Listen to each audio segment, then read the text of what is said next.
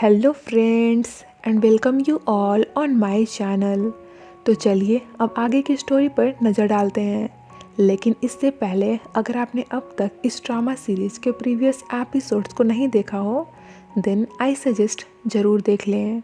और अगर आपको ये सीरीज और मेरी एक्सप्लेनेशन पसंद आ रही हो देन प्लीज़ वीडियो को लाइक और चैनल को सब्सक्राइब करना ना भूलें। Thank you.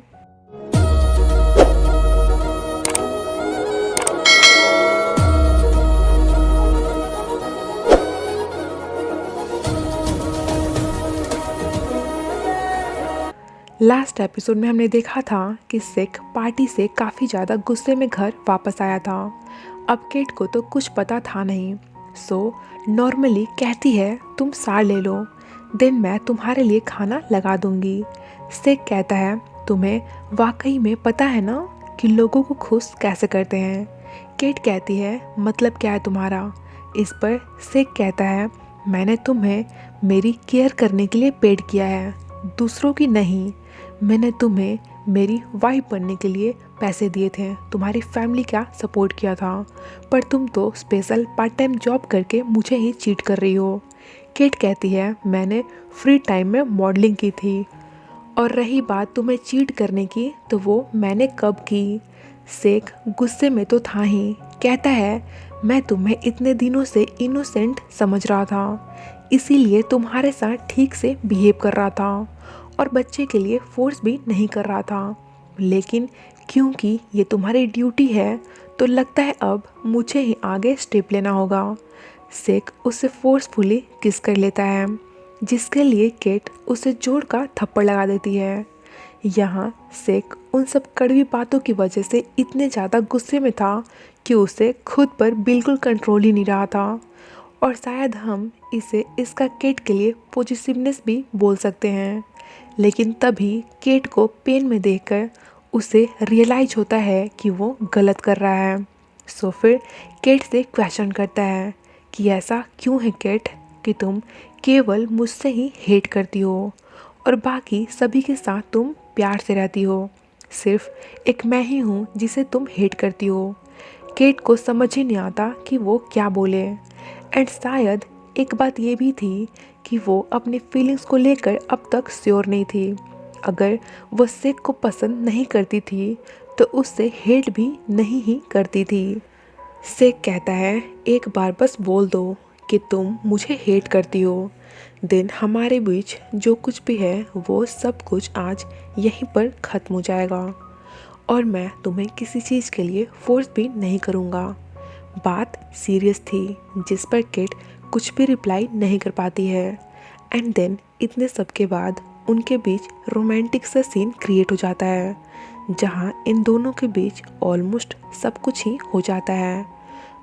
आगे रात में जब अचानक से सेक की नींद खुलती है तो वो अपने बगल में केट को ना पाकर उसके लिए वरिड हो जाता है। पहले तो खुद से ही घर में हर जगह पर उसे खोजता है। लास्ट में जब कुछ पता नहीं लग पाता तो पूरे घर को ही सर पर उठा लेता है। केट को कॉल भी करता है, फ़ोन रिंग हो रहा था पर केट अपना फ़ोन ही ऑफ कर देती है। देन सेक को गार्ड के थ्रू पता लगता है कि वो कैब लेकर कहीं जा रही थी। सो सेक भी पीछे से उसे खोजने के लिए निकल जाता है। इधर केट अपने घर आती है लेकिन इसे अंदर जाने की हिम्मत नहीं हो रही थी तो वहीं बाहर में ही बैठ जाती है। तभी सतायु कहीं से घर वापस आता है और क्योंकि उन दोनों का घर अगल बगल ही था सो सतायु केट को देखकर उसके पास ही आ जाता है। केट उसे देखते ही हग कर लेती है और ज़ोर ज़ोर से रोने लग जाती है। बाद में भी बस केट रोती ही रहती है। सतायु के क्वेश्चन करने पर उसे कोई आंसर नहीं करती। ऐसा नहीं था कि केट सेक की वजह से परेशान थी या फिर रो रही थी, वो ज़्यादा परेशान इस वजह से थी क्योंकि इसे सतायु के लिए बुरा लग रहा था। इसे ऐसा लग रहा था जैसे जाने अनजाने में ही सही पर ये सतायु की फीलिंग्स को हर्ट कर रही है। इधर सेक भी पूरे टेंशन में उसे खोजते हुए उसके घर तक पहुंच जाता है और फिर यहाँ आकर आधी रात में सबको अपनी शोर से डिस्टर्ब करने लगता है। ये दोनों भी उसकी आवाज़ सुनते हैं। सतायु कहता है, तुम्हें उसने हर्ट किया ना, मैं अभी उसकी क्लास लगाता हूँ। पर केट उसे ऐसा करने से रोक देती है कि नहीं, उसने कुछ नहीं किया, मैं बस थोड़ी सी डिस्टर्ब हूँ। दूसरे साइड सेक केट की फैमिली से क्या क्वेश्चन करता, उल्टा वही लोग उससे कई तरह के क्वेश्चंस करने लग जाते हैं। सेक कहता है, हमारा बस थोड़ा सा झगड़ा हो गया था, जिस वजह से केट घर छोड़कर कहीं चली गई। केट साइड से उन्हें देख रही थी।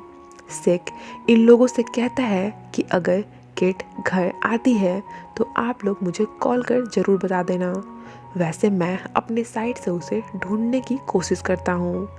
कहता हुआ वहाँ से चला जाता है।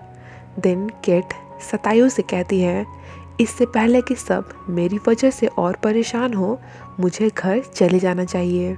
सतायु बच्चा तो था नहीं, उसे समझ आ रहा था कि ज़रूर इन दोनों के साथ कुछ ना कुछ तो हुआ है, और उतना ही ज़्यादा उसे बुरा भी लग रहा था। इधर केट अपने घर आती है। उसे ठीक ठाक देखकर सबकी टेंशन थोड़ी कम होती है, लेकिन इन सभी के क्वेश्चन करने पर उसके पास बदले में करने को कोई आंसर नहीं था।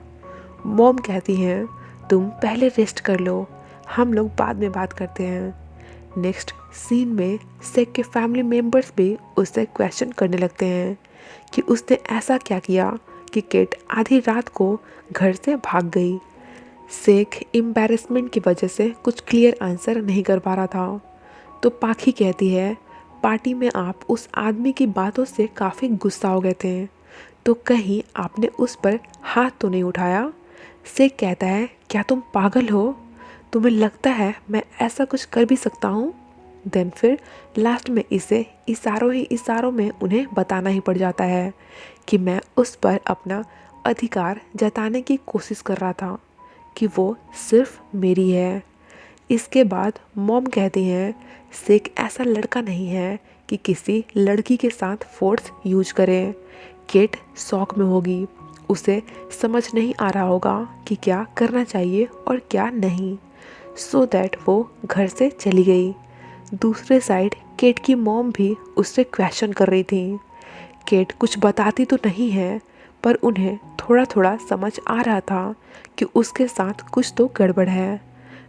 आगे मिसेस मैरिसा केट को वापस ले जाने के लिए आती हैं और इन्हें गारंटी देती हैं कि आगे से केट कभी भी सैड नहीं होगी और वो उसका खुद अच्छे से ख्याल रखेंगी। और फिलहाल के लिए क्योंकि केट थोड़ी सैड और परेशान लग रही थी, तो उसे कुछ दिनों तक उसकी फैमिली के साथ ही रुकने का परमिशन दे देती हैं। सेक को जब केट का सेफ होने की न्यूज़ मिलती है तो वो बहुत ही काफ़ी खुश होता है। देन बहन अपने भाई से उसके लव लाइफ के बारे में पूछने लग जाती है कि कहीं आप केट से प्यार व्यार तो नहीं करने लगे हो ना, जिस पर सेक सिर्फ शर्माता ही रह जाता है। इसके बाद सतायु रात वाली बात से फुल गुस्से में सेक के घर पहुंचता है और वहां आते ही उसके साथ फाइटिंग करने लग जाता है कि केट मेरी गर्लफ्रेंड है, तुमने उससे टॉर्चर क्यों किया। ऐसा लग रहा था जैसे सतायु आज तो उसकी जान ही ले लेगा। फिर कैसे कैसे कर उन दोनों को अलग किया जाता है। सतायु गुस्से में था, कहता है तुम्हारा भाई रास्कल है जिसने केट के साथ जबरदस्ती की। पाखी कहती है ये सब सच नहीं है, भाई और केट वो दोनों एक दूसरे को पसंद करते हैं। सतायु कहता है ये पॉसिबल ही नहीं है क्योंकि केट मुझसे प्यार करती है। इस पर पाखी कहती है ठीक है, एक डील करते हैं, तुम खुद जाकर केट से पूछो, अगर उसने कहा कि भाई ने सच में उसके साथ कोई जोर ज़बरदस्ती किया था तो मैं तुम्हारा साइड लूँगी और खुद केट को तुम्हारे हवाले कर दूँगी। लेकिन अगर ये बात झूठ निकलती है तो तुम एडमिट कर लोगे कि वे दोनों एक दूसरे को प्यार करते हैं और फिर केट की लाइफ से हमेशा के लिए आउट हो जाओगे। मंजूर है तो बोलो। इधर केट बैठी सेक और खुद के बारे में ही सोच रही थी। दिन सतायु उसके पास आता है। कहता है, तुमने मुझसे क्यों छुपाया कि उसने तुम्हें फोर्स किया, तुम्हारे साथ ज़बरदस्ती की। मैं पुलिस में कंप्लेंट करूँगा। वो जेल जाना ही डिजर्व करता है। केट कहती है, नहीं, तुम ऐसा कुछ भी नहीं कर सकते हो, क्योंकि सिक ने तो मुझे फोर्स या फिर हर्ट किया ही नहीं। उसने तो मुझे कभी भी परेशान नहीं किया, ना ही टॉर्चर किया। मैं बस थोड़ा शॉक्ड हो गई थी, समझ नहीं आ रहा था क्या करूं, इसीलिए अपसेट थी। प्लीज़ तुम मुझे माफ़ कर दो। आई नो कि मैंने तुम्हें बहुत हर्ट किया है। केट उससे सॉरी बोलती रहती है, क्योंकि उसे अच्छे से पता था कि सतायु की फीलिंग्स को कितना हर्ट हुआ होगा। पर सतायु उसकी सारी अनकही बातें समझ चुका था, सो वहाँ से ही चला जाता है। इधर पाखी उसका फ़ोन ट्राई कर रही थी, लेकिन जब उससे बात नहीं हो पाती है तो पाखी उसके घर ही पहुँच जाती है, जहाँ उसे सतायु तो नहीं पर उसकी मॉम ज़रूर मिलती हैं।